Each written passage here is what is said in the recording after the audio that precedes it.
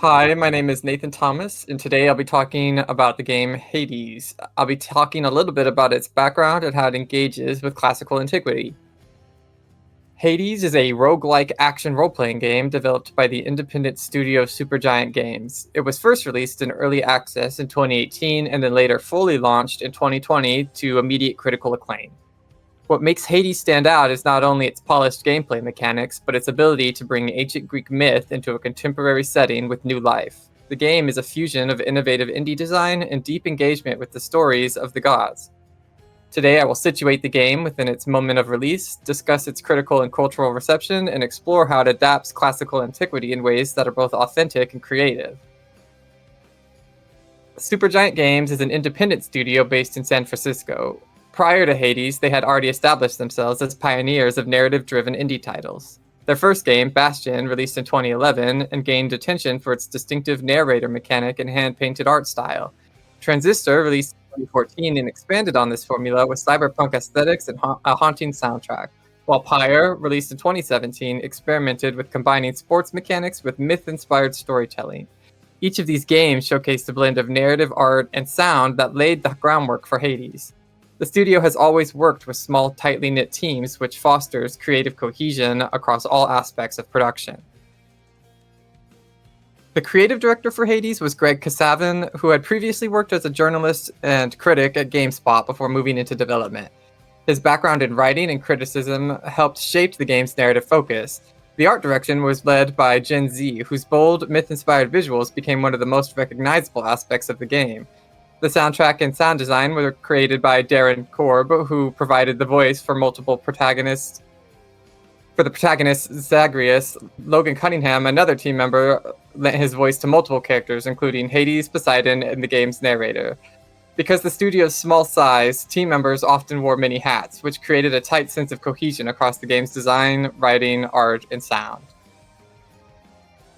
Hades followed a unique release strategy. It was first launched in early access in December of 2018 on the Epic Games Store and later on Steam in 2019. This allowed developers to refine its mechanics and narrative pacing based on direct player feedback. By the time the full release arrived in September of 2020 on PC and Nintendo Switch, the game had already built a passionate community. It was subsequently released on PlayStation and Xbox consoles, further expanding its reach. The early access model was critical in shaping Hades into a polished, player-centered experience. The reception of Hades was overwhelmingly positive. It earned a Metacritic score of around 93, placing it among the highest-rated games of the decade. It won multiple game awards and was recognized with the BAFTA for Best Game. Most notably, it became the first video game ever to win a Hugo Award, a distinction normally reserved for literature, science fiction, and fantasy works. Critics praised its seamless integration of story and gameplay, noting how the roguelike loop of death and rebirth enhanced the mythological themes. Players admired how the game managed to be both challenging and emotionally rewarding. The cultural moment of Hades' release also played a major role in its reception. The late 2010s and early 2020s were marked by the rise of indie games and the popularity of roguelike design. Procedurally generated experiences were thriving, with titles like Dead Cells and Slay the Spire leading the way. At the time, the COVID-19 pandemic shaped how audiences engaged with games. Themes of resilience, repetition, and endurance resonated strongly with players navigating cycles of uncertainty and isolation. Online communities and streaming platforms like Twitch amplified its impact, making Hades not just a game to play, but a cultural phenomenon to watch and share. At its core, Hades is a roguelike dungeon crawler. The player controls Zagreus, the son of Hades, who is determined to escape the underworld. Each attempt is procedurally generated, ensuring that no two runs are exactly the same. When Zagreus dies, he returns to the House of Hades, where the story progresses through new dialogue and interactions with other characters.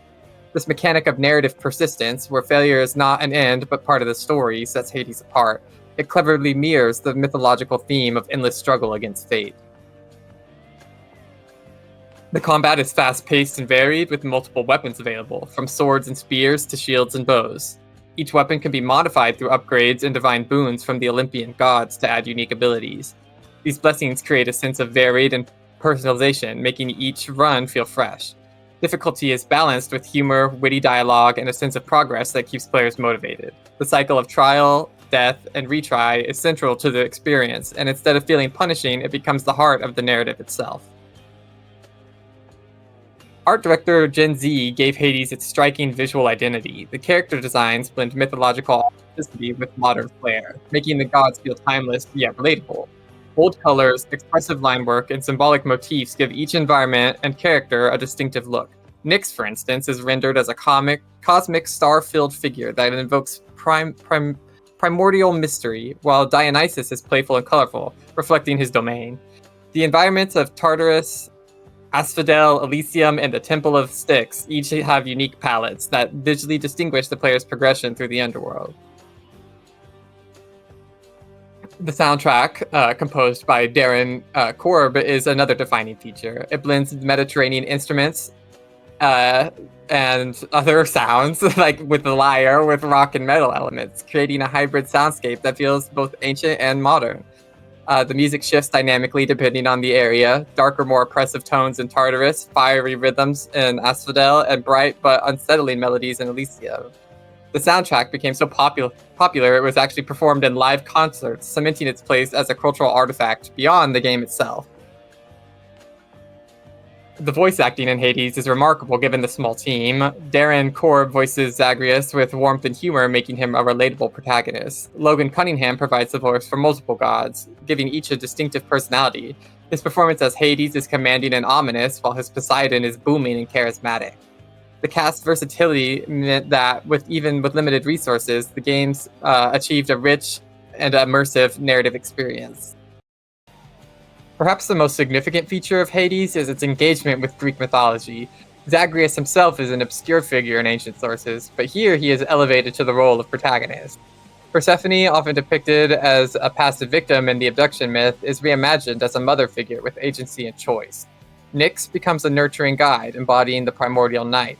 Other myths are retold and reshaped. The tragic love story of Orpheus and Eurydice becomes a subplot, while Theseus and the Minotaur are recast as rivals who mock the player during boss fight. In each case, the game balances fidelity to myth with reinterpretation for modern audiences. Hades is not a literal retelling of Homer, but it retains the spirit of ancient myth. The gods are portrayed with their core characteristics intact. Athena remains wise and strategic, Dionysus is carefree and indulgent, and Ares is ruthless and violent. Yet their dialogue and presentation are modernized, often humorous, making them approachable without losing their grandeur. The balance of accuracy and invention is one of the game's strongest achievements, as it allows players to engage with myth not as something distant and untouchable, but as a living tradition. The central themes of Hades resonate on multiple levels.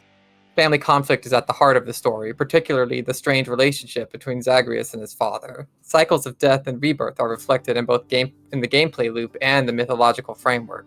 Female figures like Persephone and Nyx and Megara are given depth and agency, reflecting both ancient archetypes and contemporary values. Humor and tragedy intermingle, showing how myth can be simultaneously lighthearted and profound. The legacy of Hades is already visible.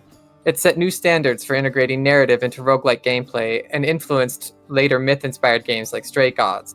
It has also been embraced in academic contexts, appearing in courses on classics, media studies, and reception studies. Scholars recognize it as a case study in how games reinterpret antiquity. Its influence is cultural as well as academic, as it brought conversations about myth into mainstream gaming communities.